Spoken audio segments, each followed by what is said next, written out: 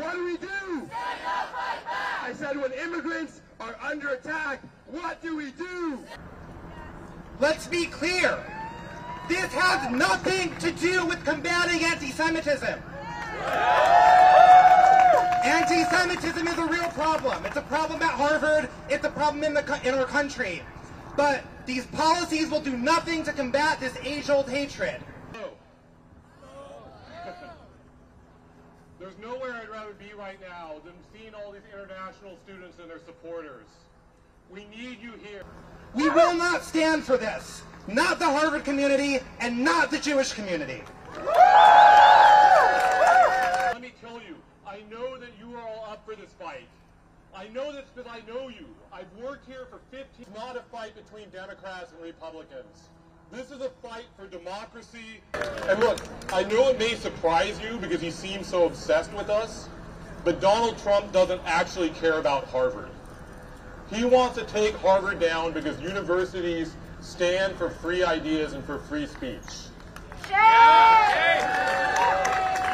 Free ideas and free speech get in the way of authoritarians. And so like authoritarians before him in places like Russia, like Turkey, and like Hungary, Donald Trump is attacking universities. Every student's welcome here. Harvard's voice is loud and clear. Harvard's voice is loud and clear. Every student's welcome here. Every student's welcome here. Belongs in class today. Every student, let them stay. Every student, let them stay. All right. Of retaliation.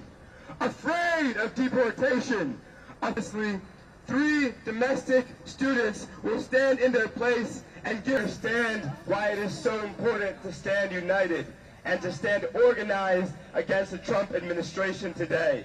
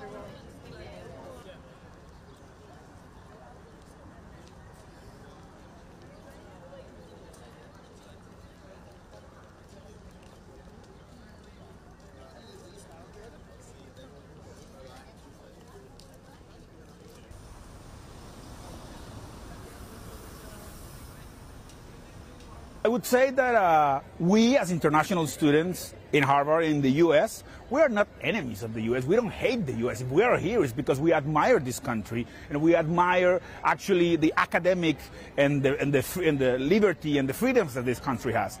When we go back home, most of us serve as ambassadors to the country in an informal way. We go back to strengthen American ties with our countries economically, diplomatically, politically, academically. And so we are not the enemy. We are actually participating in the system, making this country bigger, if you want it, better in a sense. And so I will just say that we are not the enemy. You don't have to fight us. Their stories. Today, we will read some of those stories. Well, I think they're legitimate. And I also, as a Colombian, I have to say that the protests here are very mild. Like, I have not seen anybody get affected or have been attacked because of their ideas. Of course, there's like peer pressure, like in any place. But the protests here at Harvard, compared to the protests in Colombia, protests here are a joke. Like, this is really nothing, I would say.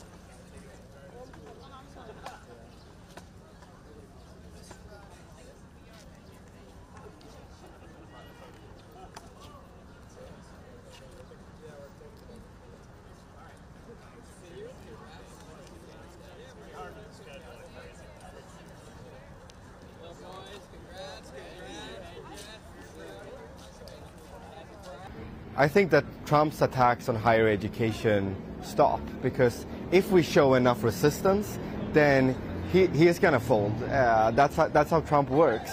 But if we start to give in, even just a little, fire a few controversial professors or stop admitting a certain type of students, then he's going to continue. He's going to come back for even more. He's going to ask for a list of 100 names of Harvard students who have participated in a protest just like me. He's going to fire every economics professor that speaks up against his tariffs, or a law professor who simply teaches about the Constitution. We have to stop him now, and if we do, I believe that we can succeed.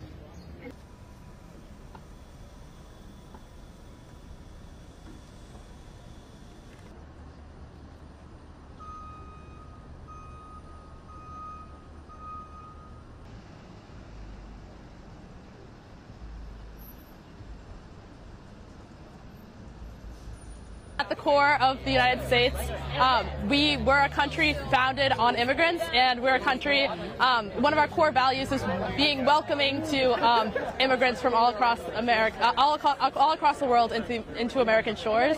And I think that we've really gotten away from that core value, but it's something that's really important.